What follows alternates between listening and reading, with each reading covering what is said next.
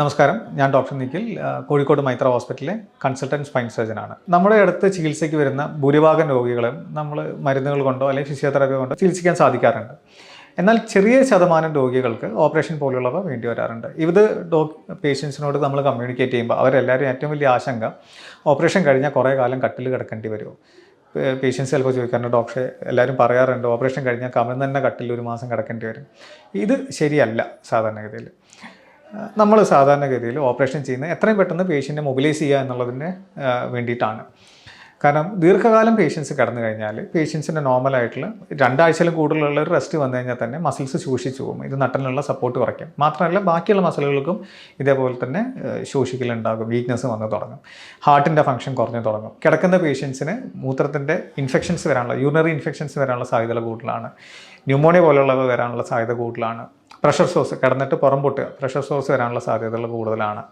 അല്ലെങ്കിൽ കാലിൽ നിന്നുള്ള രക്തോട്ടം കുറയാനുള്ള സാധ്യതയും, അവിടെ ബ്ലഡ് ക്ലോട്ട് ചെയ്തിട്ട് ഡീപ്പ് വെയിൻ ത്രോംബോസിസ്, ഇത് ശ്വാസകോശത്തിലേക്ക് പടർന്നിട്ട് പൾമണറി എംബോളിസം, ശ്വാസതടസ്സം എന്നിവ ഉണ്ടാവാനുള്ള സാധ്യത കൂടുതലാണ്. അപ്പോൾ അതുകൊണ്ട് തന്നെ നമ്മുടെ ഏറ്റവും വലിയൊരു എയിം ഒരു രോഗിയെ എത്രയും പെട്ടെന്ന് ഓപ്പറേഷന് ശേഷം നടത്തിക്കുക എന്നുള്ളത് തന്നെയാണ്.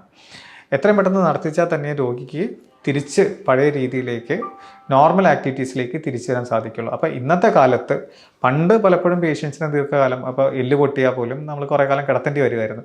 ഇന്ന് നമ്മൾ ഒരിക്കലും ഒരു പേഷ്യൻസിനെ നമ്മൾ ദീർഘകാലം കിടത്തുക എന്നുള്ളത് ഒരിക്കലും നമ്മുടെ എയിമല്ല. എത്രയും പെട്ടെന്ന് രോഗിയെ തിരിച്ച് അവരുടെ നോർമൽ ആക്ടിവിറ്റീസിലേക്ക് കൊണ്ടുവരിക എന്നുള്ളതാണ്. അപ്പോൾ സാധാരണഗതിയിൽ ഒരു ഓപ്പറേഷൻ കഴിഞ്ഞ് വിത്തിൻ ഒരു 3 months എല്ലാ കാര്യങ്ങളിലേക്കും തിരിച്ച് കൊണ്ടുവരിക എന്നുള്ളത് തന്നെയാണ് നമ്മുടെ എയിം. ഈവൻ എല്ല് പൊട്ടിയതിൽ പോലും നമ്മളെന്താ നോക്കുന്നതെന്ന് വെച്ച് കഴിഞ്ഞാൽ ഈ ഫ്രാക്ചർ സ്റ്റേബിൾ ആണോ അൺസ്റ്റേബിൾ ആണോ എന്നുള്ളതാണ്. സ്റ്റേബിൾ ഫ്രാക്ചേഴ്സ് ആണെങ്കിൽ നമുക്ക് സാധാരണഗതിയിൽ നടത്തിച്ച് തന്നെ തുടങ്ങാം. നേരെ തന്നെ ചില ആൾക്കാർക്ക് നമ്മൾ ബെൽറ്റുകൾ കൊടുക്കാറുണ്ട്. മിക്കവാറും പേഷ്യൻസ് നമുക്ക് ബെൽറ്റ് കൊടുക്കാതെ തന്നെ നമുക്ക് മൊബിലൈസ് ചെയ്ത് കൊണ്ടുവരാൻ പറ്റുന്നതാണ്. ഇനി അൺസ്റ്റേബിൾ ഫ്രാക്ചർ ആണെങ്കിൽ എത്രയും പെട്ടെന്ന് അത് ഫിക്സ് ചെയ്തിട്ട് പേഷ്യൻറ്റിനെ സ്റ്റെബിലൈസ് ചെയ്ത് എത്രയും പെട്ടെന്ന് റീഹാബിലിറ്റേഷനും മൊബിലൈസേഷനും ചെയ്യാന്നുള്ളതാണ്.